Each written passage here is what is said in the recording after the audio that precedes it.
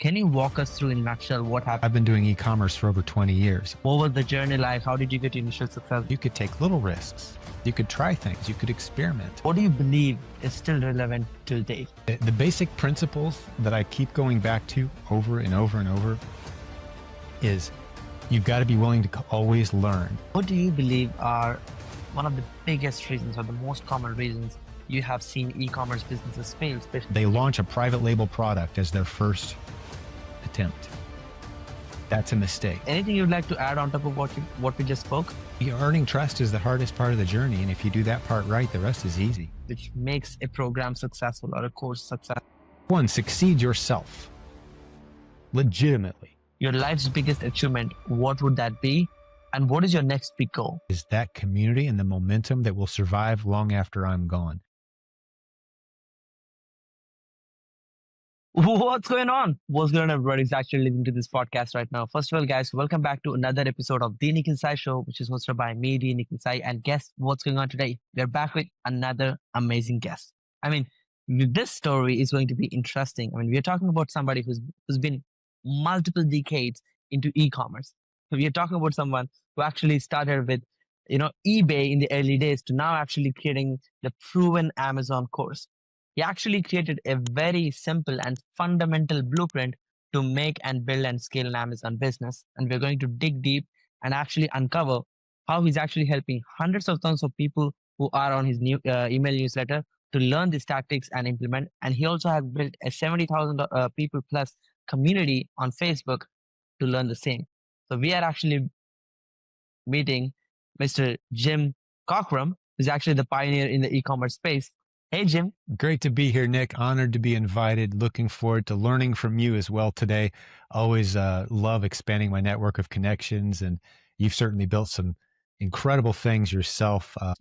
I was older than you when I got started, man. So well done. Kudos to you. You're building a beautiful business, my friend. Yeah, thank you so much, Jim. And, thank you to my guests who are actually jumping on just like you, who gave me the wisdom required to build a business at a very young age.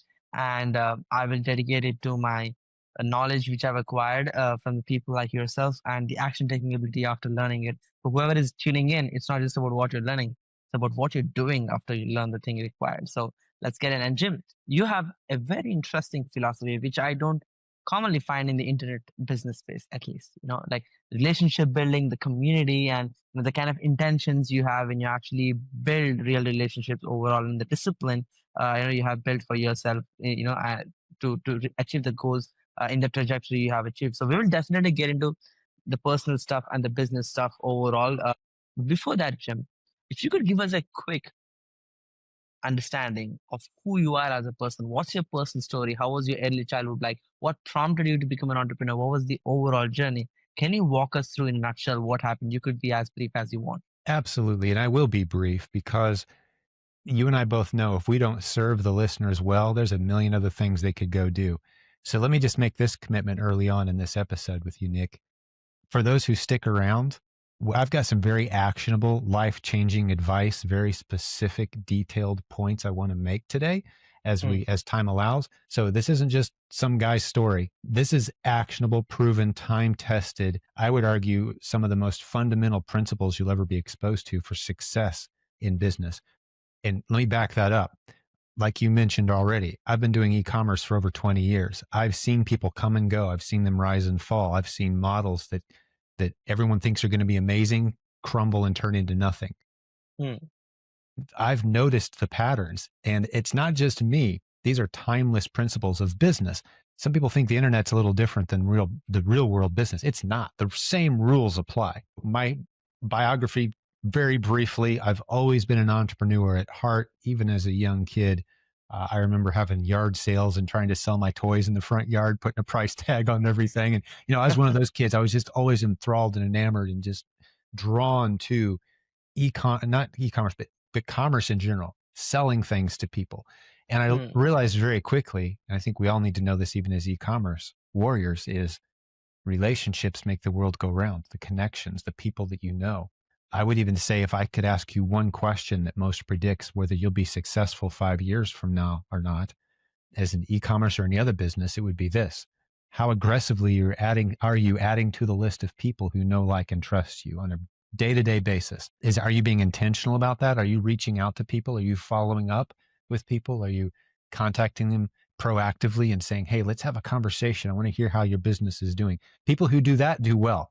People who try to hide behind their keyboards and figure out a system and manipulate the internet in a way that makes them money. Those people, they do not make it. They flame out. I call them lone wolves.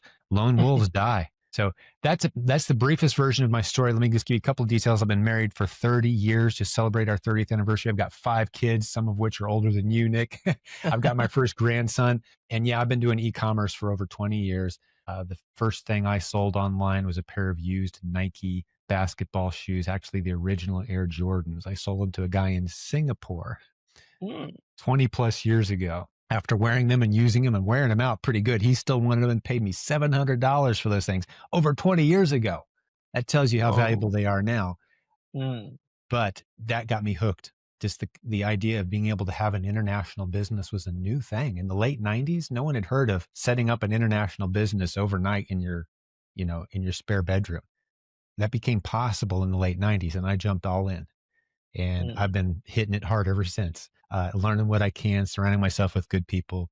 That's enough of my story for now. We can go wherever you'd like next. Yeah, for sure, Jim. So I'm curious, what was it like for you in the initial stages? Because I think the biggest bridging point for anybody is from the time you actually start putting in effort to the time you actually get results. The gap and the resilience, in between is probably where most people actually give up. And if you put a Mm. lot of effort in and you don't get results, you obviously feel like unsatisfied and you want to give up overall. And that happens to most active entrepreneurs who are also seeing results a dozen times every day. I don't doubt that overall. But I'm curious, in your case, how was the early success in terms of when you're actually starting out with eBay, when you're actually starting the first few e-commerce businesses overall? What was the journey like? How did you get initial success? What was the fundamentals which actually helped you achieve that success overall? Sure, there's many directions I could go with that question, but I want to serve the audience as best I possibly can by saying that one of the ways that the internet has changed the way the world works, and it certainly I recognized this early on, Mm. was the fact that business didn't have to be a huge risk anymore. You didn't have to spend a whole bunch of money and hope it worked out someday. Up until the 90s, 1990s, that's the way business worked. You took a huge risk, spent a lot of money and a lot of time, and hoped it worked out someday. That was business. The way the internet changed things is you could take little risks, you could try things, you could experiment. And that's what I began doing. So at no point did I have a big leap off point where, man, I hope this works out. Except I will tell you one story that, it still makes my heart race a little bit to think about. My wife was pregnant with our second son at the time and, 8 months pregnant. And I was working at Microsoft. That was the last real job I had over 20 years ago, selling Microsoft software, Mm. corporate accounts, that sort of thing, licensing. And I was sharing with my boss, who was my friend, that my e-commerce eBay thing was starting to take off and I was having fun on the weekends and we're just shooting the breeze over lunch. I'm like, yeah, it's pretty cool. He said, do you ever see it turning into something bigger than just like a weekend hobby? And I said, man, if it does, you'd be the first to know. And I would tell you that, I might be doing that instead of this. And I would give you Mm. plenty of advanced warning, but it's for now, it's just fun and it's decent money. Well, he came in the next day and fired me. So I got a bit of a shove out the door into e-commerce. And I talked with my wife. We had no insurance. We had a little money in the bank, that she believed in me. And I'm thankful to this day for that. And I said, no turning back. I'm not going to send out resumes. I'm not going to job hunt. I'm going to go all in. I was earning a few extra $1,000 a month at the time. I went all in and I started sharing my journey with others very transparently, what worked, what didn't. And that's the foundation of the community we now have. So your question was, what it feel like trying to get it going those early days. Don't take unnecessary risks. The days are gone when you have to spend a whole bunch of time and a whole bunch of money and hope it works out someday. Take little risks. Wade in nice and slow. Build your network of connections. Try different things. If something works, stick to it. And, keep doubling down on the things that work for you. But we're in such I call right now where we're living, here we are recording this in 2024, the Mm. greatest time in human history to be alive if you want to launch multiple income streams, because you can do that with experimentation, trial and error, and then just the grit to stick to it. and stay with it. It's work. You got to work, but the opportunities are just incredible compared to how the world looked even just, 40 years ago, which is a blink, in history. The world has changed dramatically. There's so much opportunity now, and I see it all day, every day. Yeah. Hopefully that helps answer your question. It does. It does. And I completely agree with what you mentioned. And it does sound scary to to be against the wall about you sharing the cool side gig story and then getting fired. I mean, it is you were on spot then, Jim. And It I'm was a glad you shock. actually yeah, It it was a is. shock. I can But we expect. went on to Yeah. raise 5 kids, homeschooled them, and that's the only income I've had for 22 years is my e-commerce, selling products, services, consulting, Yeah. coaching, those types of things. We've got the Yeah. longest running e-commerce coaching program in the world, to my knowledge. Try to find someone else who's got a 21-year-old e-commerce coaching program. Oh my God, I bet you can't find many. I've seen many e-commerce gurus coming in and in 30 days later, no longer in the market. And that's what Yes. I see at least. And Yep. I'm glad you actually stick around and you actually did the right thing. And what I really liked about your story is you didn't take that flight or fight approach and got panicked and started applying for jobs and taking desperate. You actually believed in what you're building and did go all in. So thank you so much for that. If you could summarize e-commerce success into a few components and break down what do you believe is still relevant till date, what would that be? The basic principles that I keep going back to over and over and over is you've got to be willing to always learn. And that sounds cliche, but let me give you a specific example. Nick, even you're tempted by this. I can tell you because you're a leader, you've got some authority, you've got an audience. There's a temptation that's sitting on your shoulder every day that you've got to resist. And that temptation is to start thinking that you're too accomplished to ask stupid questions. Mm, That's ego. So I come into my office every day thinking I'm surrounded by people who are smarter than me, who have better ideas than me, and I'm going to ask stupid questions every day. You stop growing when you stop asking stupid questions. So I don't care how big you get. I don't care if you're Elon Musk. If you want to keep growing, you got to ask stupid questions. It'll potentially be embarrassing.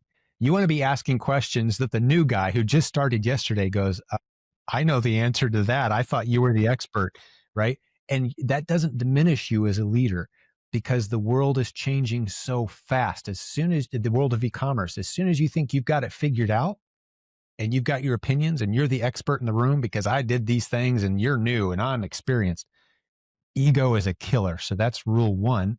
And rule 2 is relationships. As soon as you think you've got all the right people you'll ever need in your circle and you don't need anyone else and you don't need to expand that, no, you've plateaued, which means you're going to die soon.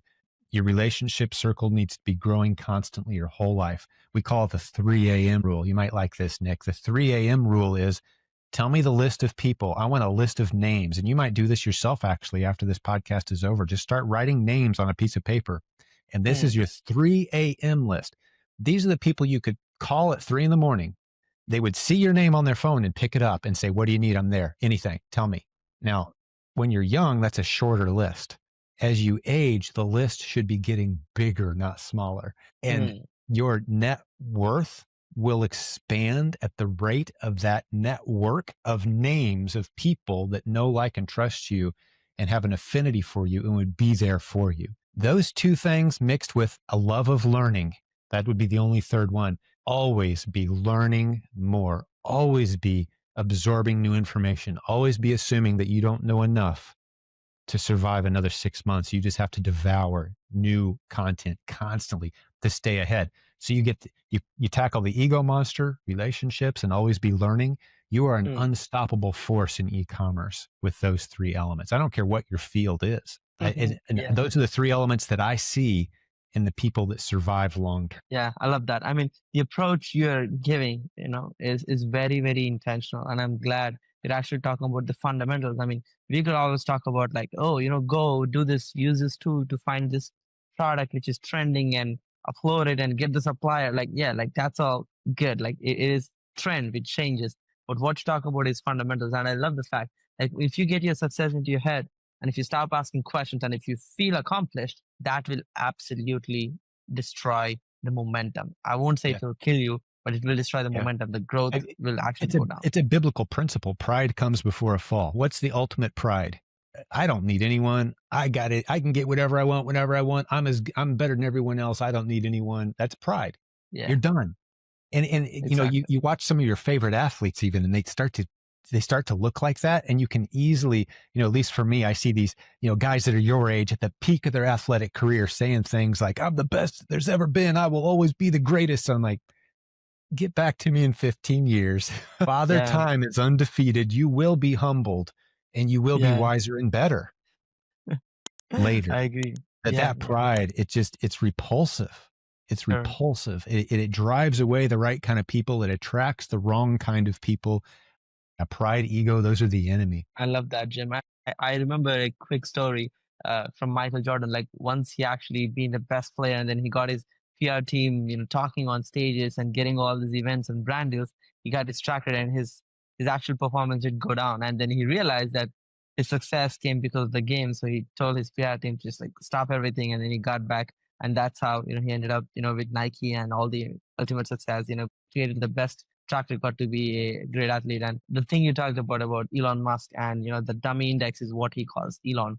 He asks absolutely dumb questions. He has like dummy, like tell me anything. Like manufacturing is what he does all day. I read his book, and actually, let me correct that. I listened to his book overall, and it was pretty fun overall. But he talked about he asks absolute stupid questions to all of his engineers every day, and all of his engineers who are working on a specific component needs to know the dummy index, meaning the absolute fundamental physical components which goes into their department, their product. They couldn't mention if they started something is wrong. Like they either get fired or there needs to be a deep review and condition overall. So it was pretty helpful. And if you could actually look back into your business career, right? Best thing you have done is building great communities overall. I mean, having 100,000 plus people on your email list and building an authentic Facebook group of 70,000 people is no joke overall. I'm curious what prompted you, what you believe are the fundamentals which is keeping the community together. Because building a community of your size, it's not that easy, at least in this age and day. So I'm curious what worked and what's keeping the community alive right now. I, again, it sounds cliche, but there's some really solid truth in some of those things that we hear over and over again, those timeless truths. People don't care how much you know until they know how much you care. We've heard it over and over Hmm. again. Hmm. So truly caring about, people talk about an email list of names. Those are individuals. And if you can see them and just put yourself into the position where, and I'll do this randomly throughout the day, I'll text a customer randomly, some new subscriber or a new student who's bought a course. I'll just send them a quick message and say, hey, I'm free. I'd love to get to know you a little bit. Do you happen to be free for a short phone call? You've got to stay. You can't look at your list you can't look at it as a community. It's a group of individual leaders. It's a group of Hmm. people who could potentially change the way you do business. There's so much power and potential in those individuals, and you've got to see them as such. So you've got to truly care about their circumstance. They've got family challenges, health challenges, money challenges. I can't solve all those things, obviously, but I can care about the one that I'm talking to right now and make sure that Hmm. I'm serving them with excellence. You do that enough over a long period of time, and you get that reputation of not being the guy who's the smartest in the room. Hey, everyone, I'm here. Listen to me. I'm going to talk now. And everyone gets quiet and listens to the words of wisdom from the guru. I've never been that. I show up in Hmm. our group and say, hey, there's a reason I call myself Silent Jim. I'm doing my job best if I can shut up, disappear, and things get bigger and better. My dad often said, we lost him in 2020, but he said all the time, no one will know the quality of my leadership until I've been gone a while. Then you can measure the quality of my leadership, right? So that's what I'm working on is a more of a, I want to be part of a movement. And I think my biggest job is to keep out the clowns. Keep out the spammers, keep out the people with an agenda, keep out the people that want to show up day one, hop in the spotlight and sell something. Keep those people Hmm. out. Bring in the people who say, hey, I'm here to learn. I don't know all there is to know. I bring some experiences to the table. I hear you guys have some good things going on here. I want to learn and grow with you. You attract those kinds of people of humility. President Ronald Reagan once said, you can accomplish a lot with a group of leaders who don't care who gets credit. So Hmm. that's our leadership team. We don't care who gets credit. We're trying new ideas. We're experimenting. None of us are too big to fail. And so that's the key is to me, to having a community that sustains. I've actually identified a handful of different kinds of communities you can have, and there's only one worth having. And I won't go into all the different kinds, but Mm, one of them, for example, is what I call a train wreck community. A train wreck community is easy to build, but it's a very fickle community. All you got to do is just make up junk about your competitors. And like, if I wanted to build a train wreck community, I'd just start saying, Nick stole a bunch of money a couple of years ago from a bunch of his clients, and he's a terrible guy. And hey, I've got all the dirt. I can't tell you everything, but I can just say, don't trust Nick. And if you want to hear the real scoop about the gurus in the industry, man, listen to me. So you just kind of burn relationships, and you play the drama game, and you play the rumor mill, and you talk about lawsuits and other people who are, you just, all the bad negative news, the stuff they have on, like, you mirror what they do on TV news basically. And you say all the bad, mm. that's a train wreck audience. Those people don't love you. They're there for the adrenaline rush of drama. Spam. They're not going to Yeah. buy Some anything drama. from you. Right. Yeah. They're addicted to drama. That's not the audience you want. Right. Or you could be entertaining and funny and flashy and cool, and like the celebrity audience, right? Entertain me. I wish I was you, right? That's The the lifestyle. entertainment, right? Lifestyle, right? Or you can say, you know what? I want to be part of a community of people who have a similar mission. We're going to develop our own kind of approach to doing things, and we're going to hold each other Mm, accountable. And we're going to have an abundance mindset. We're going to cheer for each other. When someone succeeds, we're going to put them in the spotlight and learn from them. That's a different kind of community. That's the kind you want to build. It takes more time, effort, and energy and humility and mm, intentionality than the other audiences. But I'll tell you what, man, it's a beautiful thing to have a 3 a.m. of thousands of people. You could yeah. drop me anywhere on the planet, and I could send an email out or post on Facebook and say, hey guys, my family's in a rough situation. We're here in the middle of, name the random country, name the random city you've never heard of. Does anyone live near here that could possibly put us up for the night? We need some help. I'd have 5 people because I've been serving for so long, and that network has grown, and we've poured our hearts into it for so long, Mm, right? So the reward, there's a long tail here, but that reward is paying off big time now. yeah. So when you talk about growing a community, you got to care for people, truly care about their results. I love that. I love that, Jim. I mean, the fact that you're not just treating the email list or your customers as numbers, but actual real people, because the perspective is probably the maker or breaker of any coaching program or course creator I've seen. Oh, we got 1,700 people in the course. I'm like, great. Like, how many people you actually had an onboarding call with?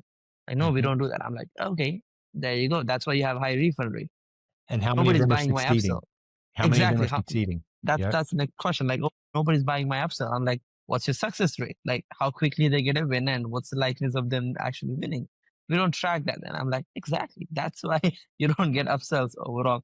And yeah, I believe that's the key metric. Any successful business which is staying in the business for long run, they absolutely treat their list as real people, and that just changes the perspective. And thank you so much for giving so much wisdom. Now, I'm curious if you could talk a little bit about e-commerce businesses in 2024. There is a lot which is changing. Obviously, the policies of Amazon, their fees getting bigger and bigger. The quick gigs, which used to work earlier, are not working very well right now.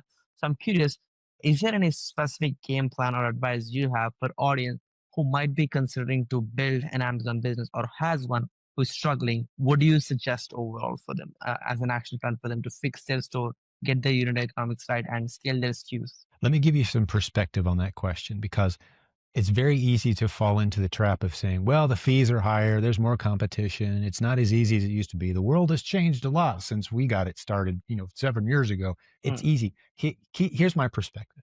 When I got onto eBay 20 plus years ago, I remember the first time eBay raised its fee structure for sellers. mm. Do you want to take a guess at what sellers did on average? What the average response was? What did sellers do 20 years ago when Amazon raised the fees? I think it was like a 35 cent per transaction fee.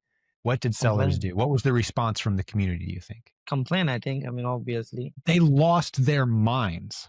They were convinced, game over. It'll never be the same. Customers are going to flee in terror. Sellers are going to shut down their businesses. I can't believe greedy eBay corporates taking all this money. But you know what happened instead? The opportunity grew.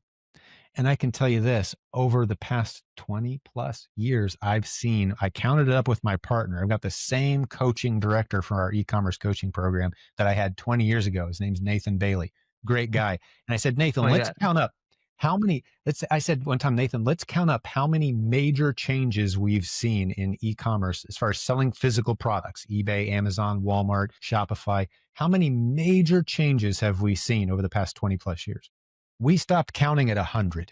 I'm talking major policy changes, major fee increases, the game changing in ways that everybody thought, oh, it's over. The number of times I've heard someone say, arbitrage is dead.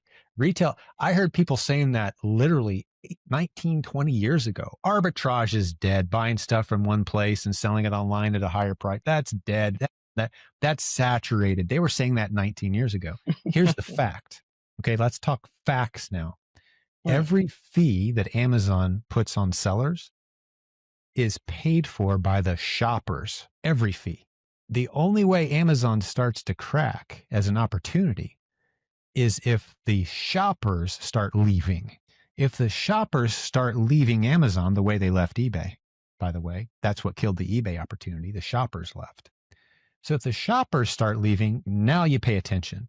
The opportunity has changed. As long as the shoppers are there and buying and paying all the fees associated with the Amazon platform, because you just got to raise your price. None of us like to sell stuff at a loss. Okay, so raise your prices. If the customers stop buying, you're selling the wrong products or you're not marketing them well.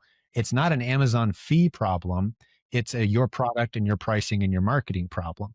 Find a better product, find a better price, find a better niche. E-commerce is exploding. Let me just ask you, Nick, see, you may or may not even know this. You should know this. And this is a number that you're going to really appreciate if you don't know. And I want the listeners to think of a number too. Okay. Here's a question for you. It's a quiz. Anyone Sure. in e-commerce should know this number. Hmm. What percentage of retail in the United States, all retail, right? All shopping, what percentage of it's online? Maybe 40%. 40 is your guess. I've heard as high as 75 and 80%. The number I'm about to share with you should make the hairs on your arms stand up if you understand the point I'm making. All right. Here we are 20 years into e-commerce. The percentage of economic activity that's online compared to traditional retail is only about 17%. 17, 18, Oh, I'm less than far from my 20%. guess. Less than 20%. We're 2 decades into this game and we're at 20%. It's only growing. The US government forecasts that, and that's a US government number. You can go Google it right now, right? You don't have to believe me. US government forecasts that's going to be 30, 35, 40. In your lifetime, 50% probably, right? The game has not even started yet. That's the point I'm making. So the people who are saying, oh, it's saturated, it's not as easy as it used to be. The fees have gone up. It's terrible. No, more shoppers than ever before are pouring online in greater numbers, buying more. Every fourth quarter, we see new records. Every Christmas shopping season, new online spending records. And we're still at 20% of retail. Half of that, by the way, is Amazon, which is why I love talking about Amazon. Half of that 20% is Amazon in the US. So my philosophy is, hey, I'm going to go where the eyeballs are and I'm going to figure out a way to get products that people want in front of them. And we've identified, just very briefly, I can cover this and we can go as deep as you'd like, but the system that we've identified, we call it the lowest hanging fruit. It's online in all of e-commerce. This is the lowest hanging fruit. It's helping Amazon fill the underserved shelf space at its hundreds of warehouses spread out across the United States. People Please want walk us through the system. Yeah. Okay. So just visualize that. Now, this is a part where visualization is going to help you a lot. I want you to visualize a map of the United States, okay, in your mind. Now, I want you to stick about 200 pins, red pins in that map, just randomly all over. Those are Amazon's warehouses, okay? Now, place yourself as a single mom who has a birthday party tomorrow for her 8-year-old, and she's got everything ready, except that one toy that she forgot. And she has a couple hours before bedtime, and the party's at noon tomorrow. She has a couple choices. She can get in her car and drive around to every Walmart in the area and every store before they close and hopefully find it because she told her girl this is what she's going to have. Or she can hop on Amazon and hope that the warehouse near her offers 2 to 4 hour delivery. on that toy. Mm. And she opens the app and looks for that toy. She's not shopping the entire Amazon catalog at that point and all 200 plus warehouses. She's shopping that one warehouse, that one pin near her house. And if they have that toy, she will pay $30 more than retail for it happily for the convenience. Not everyone shops on Amazon that way, but every day millions of people do. Process that we've identified is let's make sure we fill the underserved shelf space at Amazon. So when people say, well, there's already 30 other people selling that same item, I say, well, that's a very popular item. There should be 80 people selling that, not just 30, because Amazon has 200 warehouses. And that's a very popular item, selling thousands of units a day. And some people are willing to pay a whole lot more than just buy box. So we sell a lot of our products above buy box to people who are more speed sensitive than price sensitive. And that's just one lesson. But if you can keep that visualization in your mind of that map of the US with the pins in it and think people shopping based on speed, not price, it starts to make sense that there's a lot of underserved shelf space at Amazon, even on the most popular items. And that represents huge opportunity. Yeah, I agree. And I think this perspective will really change how business owners who are running e-commerce think about their company.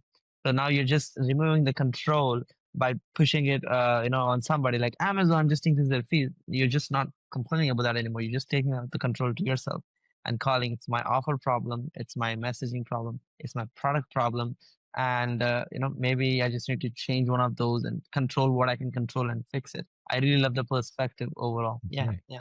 I think it's Someone in our Facebook group was complaining a couple days ago saying Facebook's fees are twice what they used to be 8 years ago. And I said, is there anything that doesn't cost twice as much as it did 8 years ago? Everything costs 2 to 10 times more than it did 8 years ago.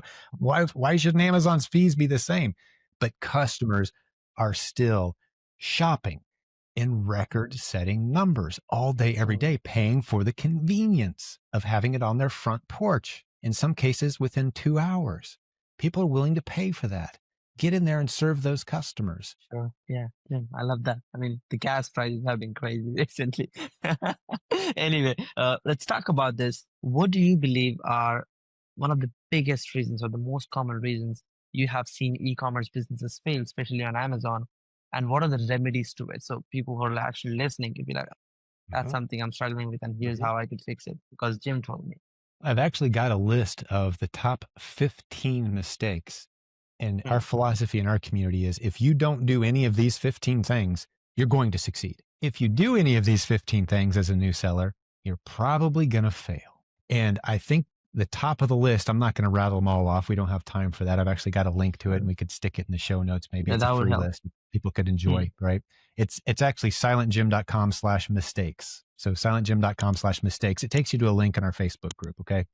And it just is 15. And we have a great conversation about it in a podcast episode. But the top mistakes I see people make are they launch a private label product as their first attempt. mm, That's a mistake. Our estimation is at best 5% of the people that try to launch a new product on Amazon's platform as their first attempt at Amazon, only 5% actually ever make any money. The other 95% end up failing and in many cases spending a lot of money doing it. mm. Unfortunate. We call our community a burn unit for people who have been burned by expensive Amazon courses and training and gone private label. That's probably the biggest Oh, I mistake expect we've that to seen be people big. make. Yeah. Right. So that's a huge one. People that get into drop shipping, the only people that love drop shipping are the people selling drop shipping courses. Everyone else, once they're into it, it's it just doesn't work. I mean, once you're experienced at my level, I could probably pull it off. I've been doing this a while. I could get a few key suppliers and really track the inventory levels and sell just a few products that I really love and I know that they're not going to sell out before I get my hands on the one I need because a customer just made a purchase. Anyone Mm, that's done drop shipping has gotten burned eventually.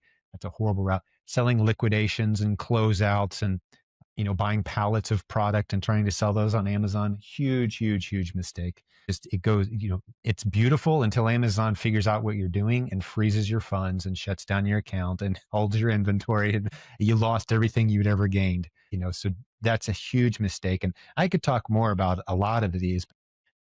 Once you know the rules and once you know how to kind of stay in the lanes, avoid the guardrails and stay on the highway of the opportunity. It's a wide highway, but there are guardrails for a reason If you ignore those, there's some ways that things can go pretty bad pretty fast. And that's what we train, right? It's not so much that we have groundbreaking new stuff that no one's ever heard of. I think a lot of the value we bring is just talking, especially new sellers, out of doing really stupid things. It sounds great, but no, that doesn't work. Trust us. Here's why. So that's a lot of value we bring, is just keeping people from making big mistakes. And yeah, Yeah, hopefully that helps you I out. But love that. if you eliminate the mistakes, it's a wide open, go as fast as you want on this highway. There's opportunity everywhere. Yeah, sure. I mean, I like the formula you're following, which is you just created the method of what not to do. So they're just left with what to do, basically. And you're just talking about things which they shouldn't be obviously doing. So I'm glad.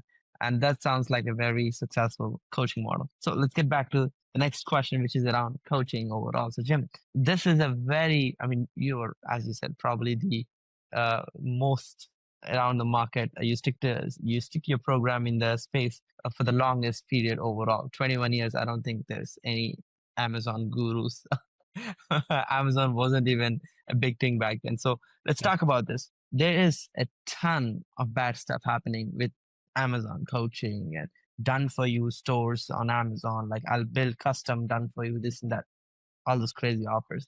And then you have your course overall, obviously, which is crushing it. I mean, you're impacting thousands of people with your courses and whatnot. Where do you see the differentiation is? And if somebody is building a course or a coaching program, what you believe are the fundamental elements which makes a program successful or a course successful? Absolutely happy to answer that. And our coaching program is successful for the same reason that our community is successful. It's because we care about the people who come in the door, and we're going to work with them until they succeed. If you invest your time, effort, and energy with us, we're going to take it at least as seriously as you do. Right? You're Mm, never going to be waiting on us. We're going to be out ahead of you, coaching you, pushing you, sharing what works. And here's something that's unique about our coaching program. To my knowledge, no one else does this because it's really hard. I've got 60 coaches, okay? And they're divided into 3 coaching teams. Everybody in our coaching program has built a beautifully successful business using the strategies we teach, and they're maintaining that business. Coaching is a side thing for them. It's something they do in their spare time. Their full-time gig is doing what we teach. Every one of our coaches is doing what we teach, and that's vital. I call it the 2 steps to massive success in e-commerce. Anyone can do it. 2 steps, 2 simple steps. Step 1, succeed yourself legitimately. I'm not talking about making it up. Back in the day, 15, 18 years ago, there was a guy who had this course. He sold a ton of this course because he was holding up this check that he had received from Google. It was like this $24,000 check, right? Like, look what Google sent me because I'm an affiliate marketing master. Well, the truth eventually came out that he spent about $40,000 in paid ads to generate a $24,000 commission check, and he was exposed. His whole kingdom crumbled because he was misleading people about what he'd accomplished. Don't build your house on that sand. That's a house of cards, right? The first time you're exposed for who you really are, it all goes away. So have success yourself. That's step 1. Step 2, tell everybody what you just did. That's it. Share openly what you just did. That's the next step in your growth. When you succeed, don't look at the world as competitors who want what you have. Look at them as potential students who could learn what you've learned.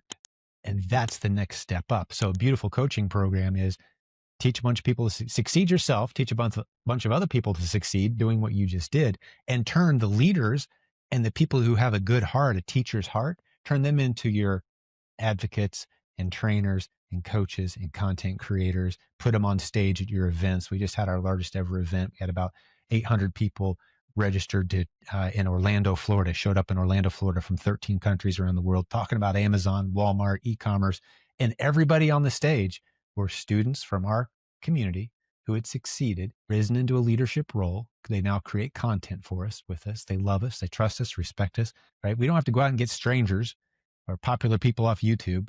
We just go out and say, hey, who in our community is doing well right now? What have you learned? Let's put you in the spotlight. Teach us something.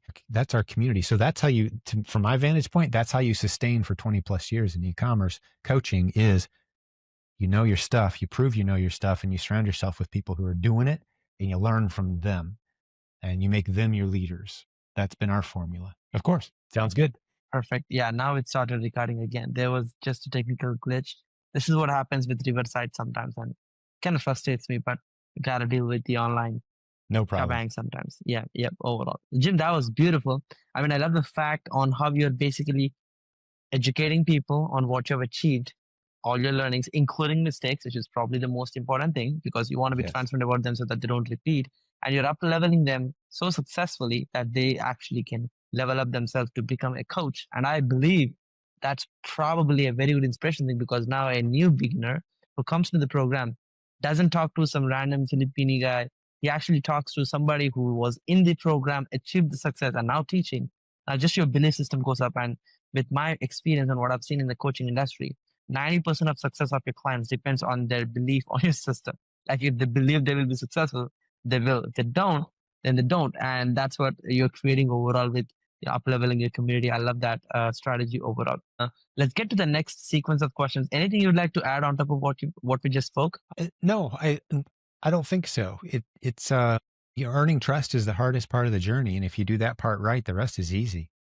Yeah, Yeah, I'll give you another perfect. example of this. I Mm, think you'll appreciate this, Nick. I've written a lot of sales letters, a lot of copy for websites, for our events mm, and courses and things. And so I've been asked at times, like, Jim, do you have a copywriting course? Like, how do you do it? How do you sell so much to so many people? I mean, we've sold tens of millions of dollars of products over the years, probably 100 million plus of services and consulting. And it's a simple matter of earn the trust first. And then the sales letter is simple. It's here's what I have. Here's what it does. Here's how to get it, because they'd already trust you. I'm not trying to earn your trust with the sales letter. I've mm, already done that heavy lifting, right? That's just here's what I've got. Here's what it does. Here's how to get it. And I'm done. So you don't have to make magic copywriting or use the right words or have the right tone, right? Think of the people that you love, trust, and respect the most in your life right now. Is it because they used the right words or the right tone at the right time and they sold you on something? Or is it because they cared and they loved you and that became abundant over time, abundantly obvious? Trust is consistency over time. So the people that you love, trust, and respect the most in your life are the people who have consistently earned that over a period of time. So that's what we do is we earn people's trust over a long period of time in every aspect. I often say if someone comes to me and says, okay, Jim, I met you this morning. You've convinced me this afternoon that I really love, trust, and respect who you are. I want to give you a bunch of money so we can do something together. I want you to coach me. I want you to help me. Like, no, no, no, no. You think you know me and trust me? You don't have enough information yet. I've got nothing for you. I want you mm, to take your time. Trust is earned over time. And so many of our metrics in e-commerce are today, today, today. I want to convert. I want to pay for an ad. I want someone to click on the ad. I want someone to read my copy that's very compelling and convincing and emotionally drawing. And then I want them to make the purchase today. No, that's not how relationships are built. It's like, you've heard the analogy. You go to a dance and you ask the first girl you see, will you marry me? And she's like, no, are you crazy? So you go to the next girl, will you marry me? No, what are you nuts? Will you marry me? Like a girl who actually says yes to that, you don't want to be married to her. Trust me. Right. Same thing with your you customers, bet. right? Same thing with your customers. You want to be surrounded with people who have over time come to love, trust, and respect who you are and what you're about. And that filters not just into your coaching program, but your products, your courses, the content you create, right? I encourage people, don't do anything with us till you've listened to 20 or 30 podcast episodes. Get to know us. Mm, Hang out in our Facebook group for a while. See what people are talking about. Get a feel sure. for the community. Slow down. Take your time. So that's what I wanted to add to what I just said. Yeah, I think it's great. I mean, Jim, thank you so much. This is probably one of the most important points to build a successful business which sustains. That's the question. Anybody can build a business because building a business is what? Like selling something and making money. Like anybody can sell anything and make money. You could be boxing anything and you could sell it. But what you said makes sense. And I'm just thinking in model overall, what you just said, the largest companies in the world, if you think about Amazon and Apple, like these companies have been earning that trust and building it and being consistently delivering that trust for over multiple decades. And that's how they sustain the market. And that's how you are in the market as well. I believe this will hopefully inspire a lot of other businesses who are listening to this to think in long term and build that perspective and earn that trust. Because yes, you're right. You don't need a crazy long sales letter with 17 testimonials on it. If they really trust you, if they just need a payment link to put in credit card, that's what they really need. And That's right. I'm glad we talked about this. So let's get to the next series of questions. walk us through the typical tools you use on a daily basis to manage your personal life, your productivity, your business, your projects. Like, what's the tool stack you use on a daily basis, the applications? Sure. I'm still on Gmail, Jim Cockrum at Gmail. That's my personal email. Always has been, probably always will be. We love SMS, using quite a bit of text these days. Email is my favorite. We use Infusionsoft Keep now, it's called, right? Mm, For our customer, for our CRM. We've gotten pretty good at that. Facebook, I still love Facebook for its community building potential. I know there's a lot of alternatives out there, but especially if your demographic, you want to appeal to the people who have money. The people who have established their careers, and they're still using Facebook. I mean, it's kind of fallen out of favor, and there's a lot of other options out there. But to be able to launch a group and fill it with people and have them see your content, there's a lot of people, the 30 plus crowd especially, they're really using Facebook quite a bit still. So we love Facebook community, using Messenger in creative ways. So what other tools do I use? I prefer a lot of my processing still to this day. PayPal. I have one of the oldest PayPal accounts in the world at this point. I signed up for PayPal shortly after they launched, because this is before eBay was partnered up with them. Even it was a great way to sell things and get paid.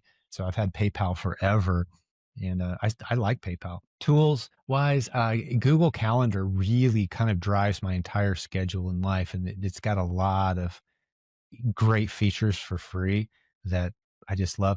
A tool I really like is Once Hub or Schedule Once. They allow people to get on my calendar, right? Because any given day, like today, I've had 5 or 6 appointments, and you're one of them, and I carved out a period of time. But I just sent you guys a link and said, here, grab what a time slot that works. Busy people, I don't know how they do it without some kind of calendar software that yeah. sends people it shows them the gaps in your schedule.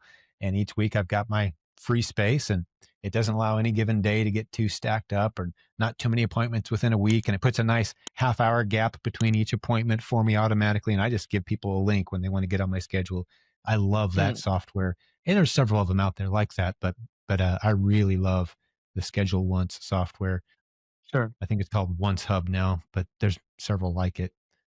Those would be some of my favorites. Yeah, sweet. Can you walk us through a typical day, Jim? From the time you wake up to the time you sleep, what happens in between? Yeah, I call it disciplined distractibility. And so here's why I answer that question that way.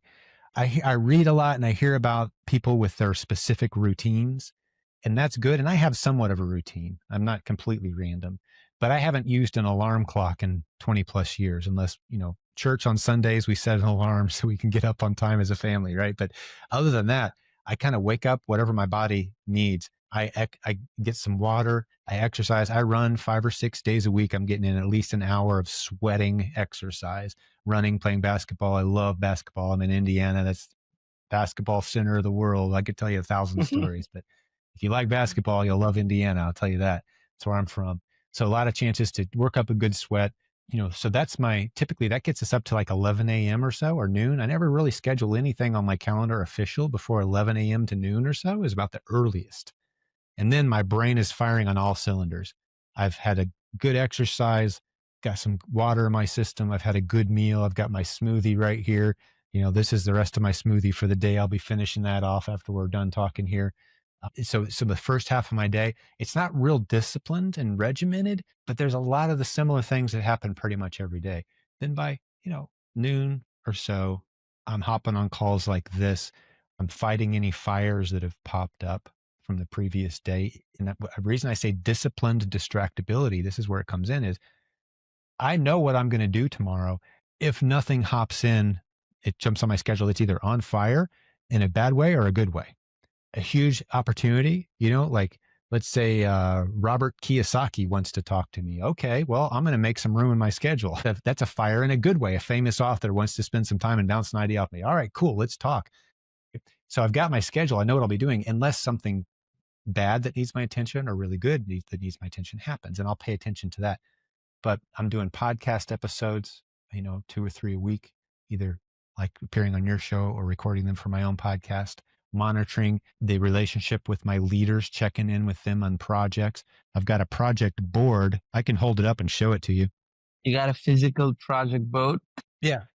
That's my project board. So I've just got That's a what we are nice talking about. visual, and the color of the pins tells me that is it a hot project right now? Is it cool? Is it next in line? Right. So I've got a visual I can look at. That is so Those are cool. all the That's things we're your going to launch Trello. or do in the next year. And some of them are blue pin cool, like, yeah, back, and they may never rise up to a yellow or an orange or a red. And like, okay, this is what's next. So as my time allows, I'll tackle the red projects, the ones that are like, that's next. But I Mm, don't put a lot on my calendar and say, by this date, we will launch this product. Like, no, I'm distracted frequently by opportunities and challenges. mm, So I don't put any unnecessary dates on my calendar, right? If someone wants to force their way onto my calendar, they understand it's going to have to be flexible because I may have some things come up. If it's a beautiful day outside, one of those things that can come up is my wife or a couple of my kids might say, "Hey, let's go to the park." And I'm like, "Cool, let's go."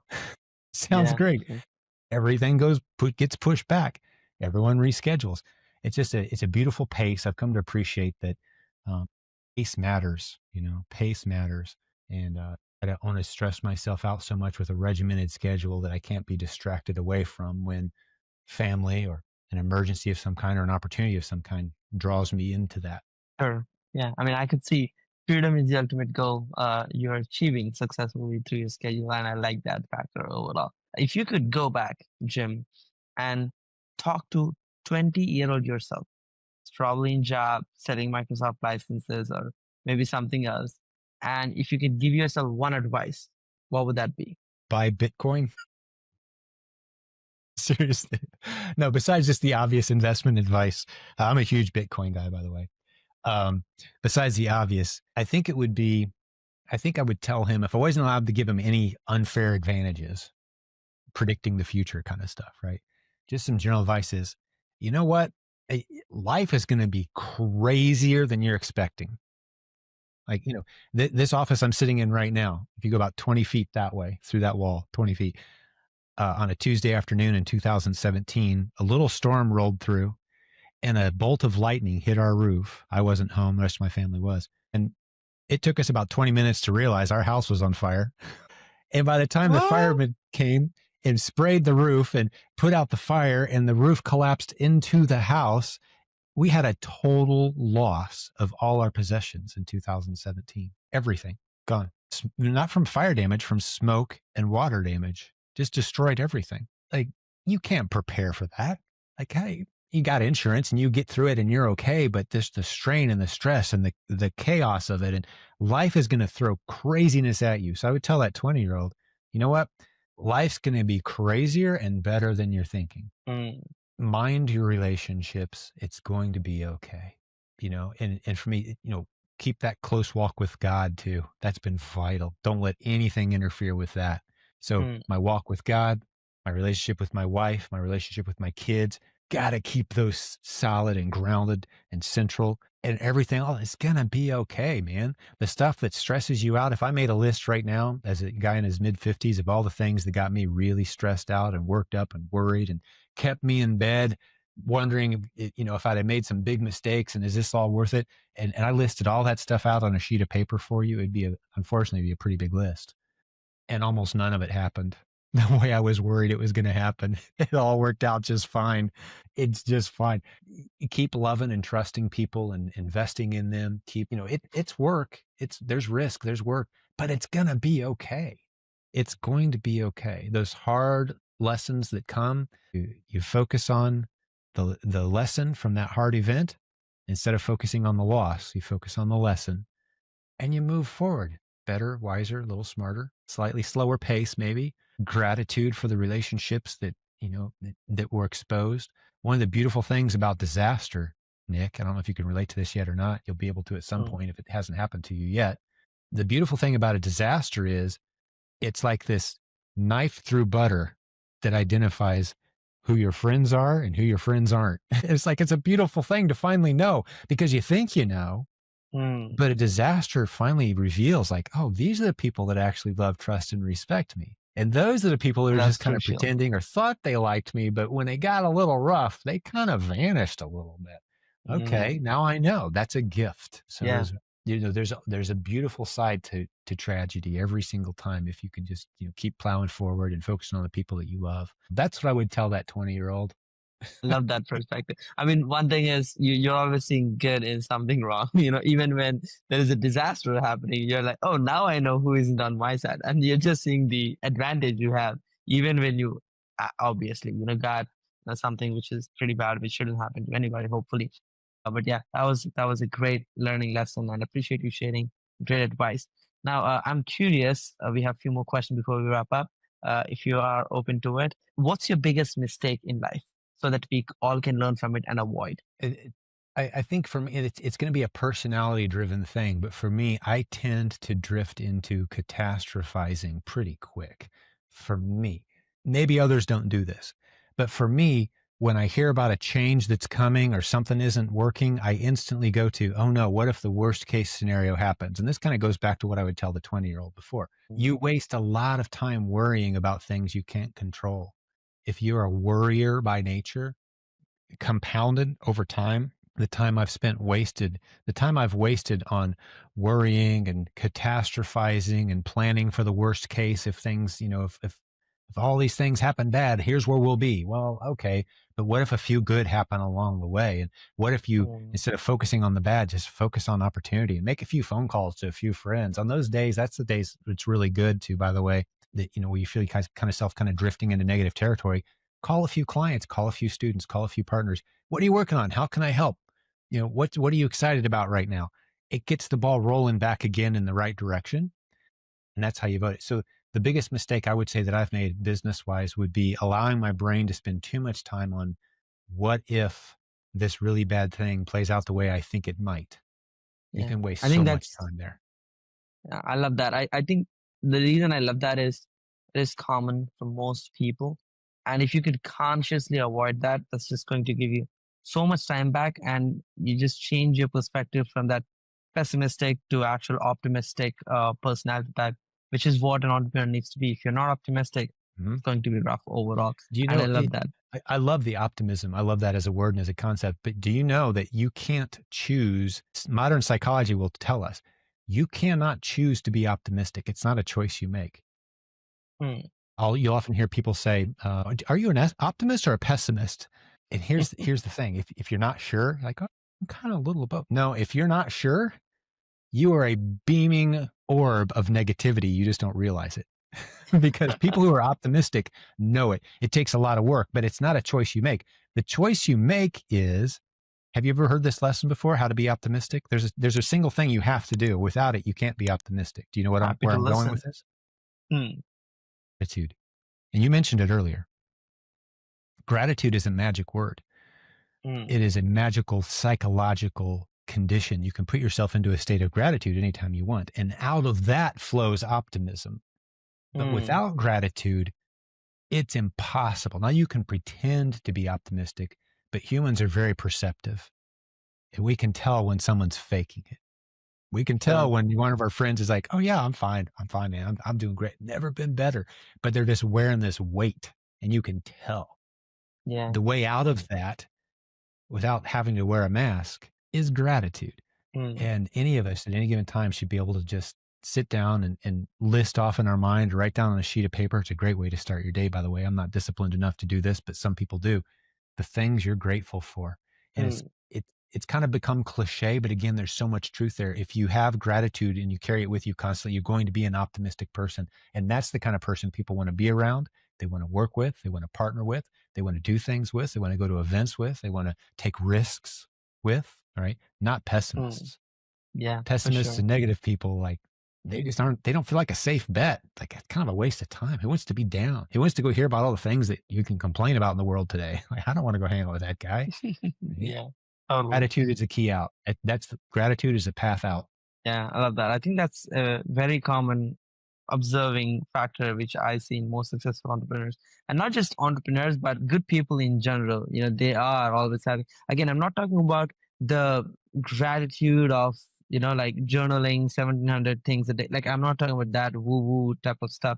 I'm talking about having real good intention and having that sense of calmness and presence and appreciation for the things you have. That's the gratitude I'm talking about. And I believe It is a key Mhm. factor for most things which we just talked about, Jim. If we could, if you could talk about your life's biggest achievement, what would that be? And what is your next big goal? This is two questions. Yeah, absolutely. Well, outside of the personal and, my walk with God, those things are huge and significant, and I could talk about those a lot. But I want to talk about very practical business, since this is a business podcast.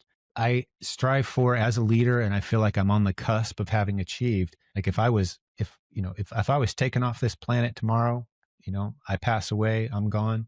What remains? That's the measure of a leader. We mentioned that earlier. So one of my greatest accomplishments would be, I think there's something there. There's momentum there. There's Mm, community and connections and relationships and businesses. You can't take that away from me. Those things happened and they had a big impact. We've got people in our community who now have household name brands on, tens of thousands of store shelves in the United States. And they started off as little sellers selling random things on Amazon, 15 years ago. And they've achieved incredible things. And those stories, and when they tell those stories, it'll go back to this community and this guy who got fired by Microsoft and said, hey, I want to do e-commerce. I want to surround myself with people of integrity. I want to surround myself with people who want a community of, we call ourselves business building warriors, right? I want to be part of that. So what's my greatest accomplishment in my career is that community and the momentum that will survive long after I'm gone. That's the accomplishment. What's the next big thing I want to achieve? I'm always looking. I shared with you earlier, Nick, that 2 steps to success, right? Do it and then teach it. mm, I've done that like 6 times now. Do it, teach it, do it. And now here I am. And you know this, you've seen the people who make money coaching coaches on how to coach coaches, right? Like, oh, those people are everywhere, right? But I'm saying time out. I've coached over 10,000 people at this point. I've been doing it for 20 years and I'm not teaching anyone these programs. I think that might be my next thing. I've done it. I've done it at scale over an extended period of time. I think I might throw my hat in that ring and teach people the concept. I'm actually working on a book right now. The theme of it and the title is going to be something like how to lead with depth in the shallow waters of social media. mm, So we've got all these shallow relationships, but how do you lead with depth and build real long-term impact and something that's sustainable, that outlives you, that provides financially for your family in ways you could never dream of, and also truly serves and builds community? Like what are the steps and stages to that? If you gave me an hour, I could tell you it's all up here. We've done it. I can tell you all the ways to mess it up. And I can tell you all the ways that work and the things that I've seen and observed over 2 decades. So I think that's probably my next in good time. Right now, I love Amazon. I love teaching Amazon. But I think that's where things are heading yeah, yeah. I for mean, me. we would love it, Jim. I mean, coming from you and looking at the communities and the businesses and type of ethos you have followed to build a successful business. And I believe you are probably as we talked about, the most longevity oriented coaching program in the space. I think you should teach how you have successfully managed to keep it alive because most coaching programs, I see people changing their coaching offers every quarter. I'm like, Hmm. that's not how Hmm. you run your business. You Yeah. can't change your offer. It just means you're Hmm. dishonest. You're dumping, the what you just sold and you're just selling something Yeah. new. And that's just, we Do, would love do you to, want me to yeah. tell you the thing that'll take you under? About 18 months in, Mm-hmm. I've seen coaching programs. I've seen multiple coaching programs crash and burn because of this factor.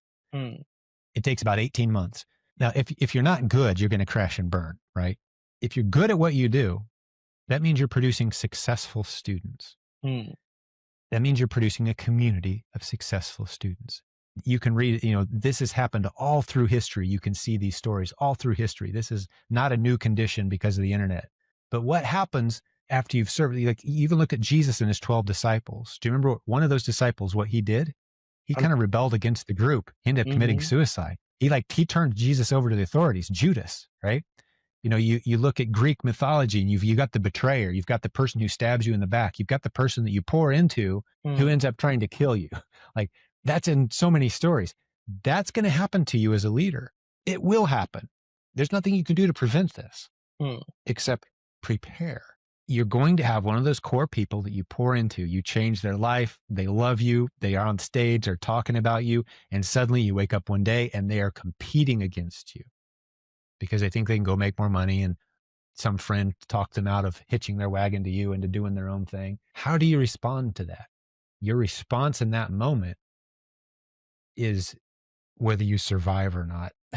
I've seen so many guys go down and good people go down hard because they get into a battle instead of saying, yeah, that's my student and they're awesome. And if you're thinking about going into their program, you should go because they are phenomenal human being. Let other people say negative things about you, but you never say anything publicly negative about anyone else.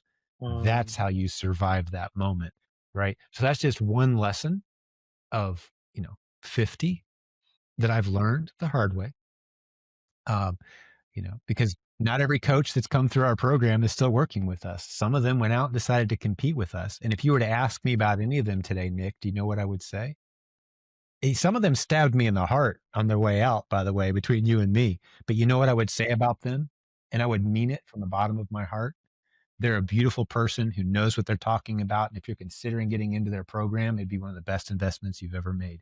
That's the only thing I'll ever say or think about that person. You wow. stay above the fray. You stay above. You don't get into Sure. the train wreck audience, Yeah, right? I like that. I mean, Just you can't control how they behave, but you can control how you respond. Can't control their nailed attitude. it. Beautifully said. I could not possibly say it better myself. And if you use that as your life motto, it will guide you through a lot. So that's, those are the kind of lessons that have allowed us to sustain over a very long period of time. Love that. Few questions before we sum up. Jen, what inspires you to wake up and get to work? What's your motivation for showing up every day? What's your vision?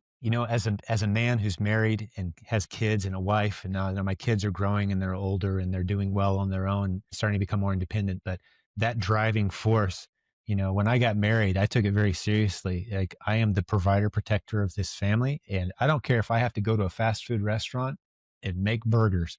I will do it to provide for this family. So Mm, that's one. That's my commission from God. Take care of this wife, take care of those kids. I'm driven. I'll do whatever it takes.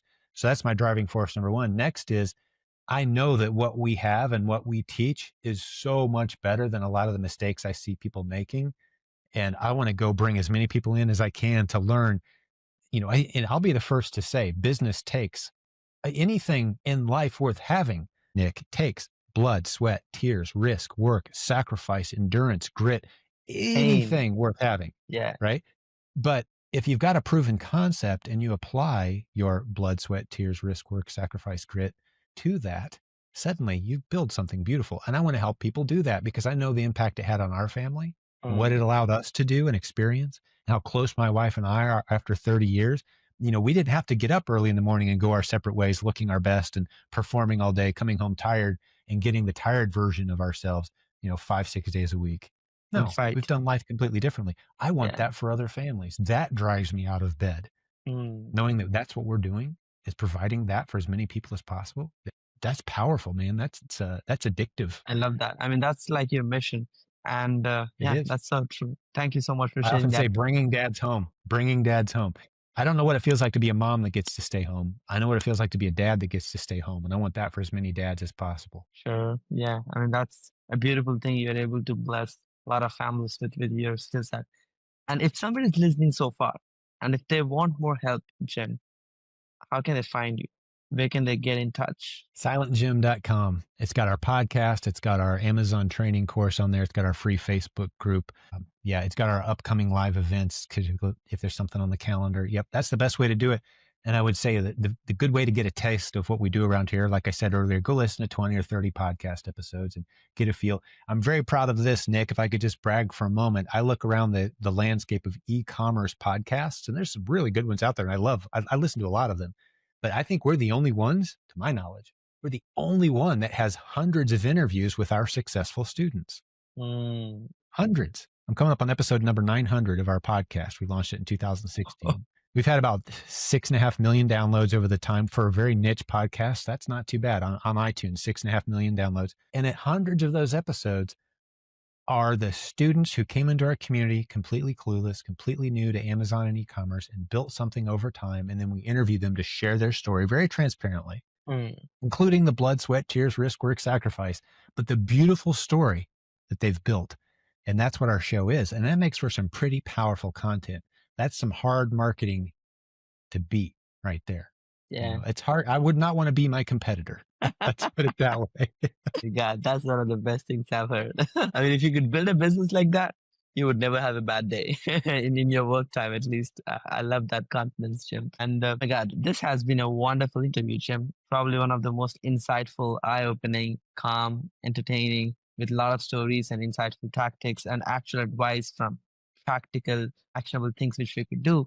And the thing I love about your advice is it's not just technical. It's more fundamental, which is what I believe is core to anything. You gotta get your fundamentals right. It doesn't matter what you're doing.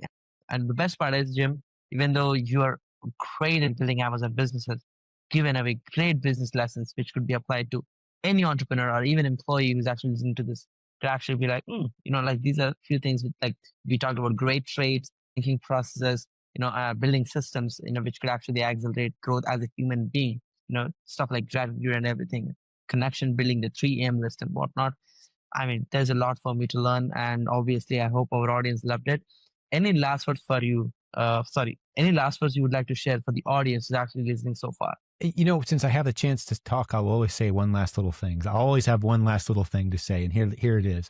Those of us who are trying to build something, who are trying to create something, who are trying to serve happy customers, create transactions and customers that come back and know, like, and trust us, we're a unique kind of people. And I just want to encourage people like that.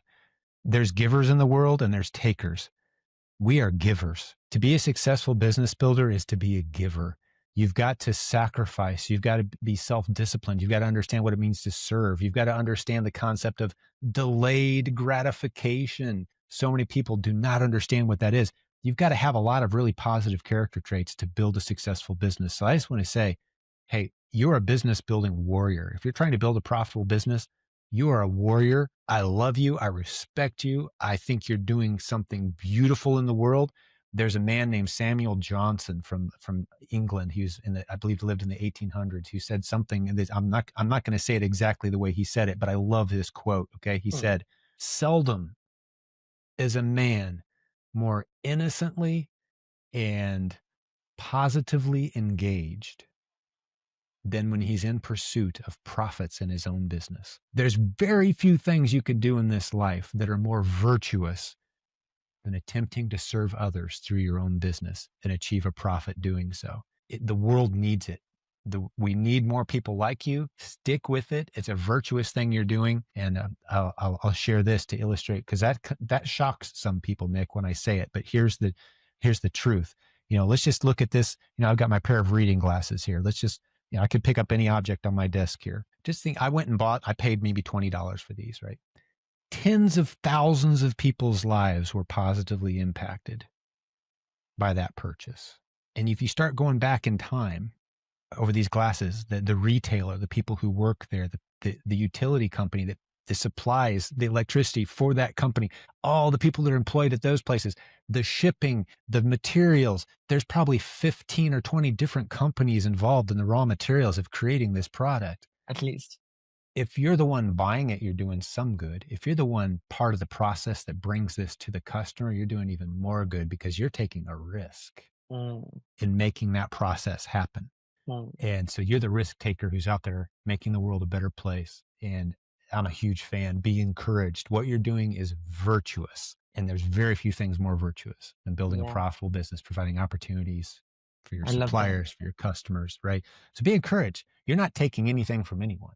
One of the most annoying questions I ever hear asked of people who have achieved is, well, now that you've achieved, how are you going to give back? Well, that implies they've been taking the whole time. No, they've been given the whole time. They've been sacrificing, delaying gratification, serving their team, serving their customers. Whatever they get, man, that's just a small fraction of what they probably deserve based on what they put into this thing.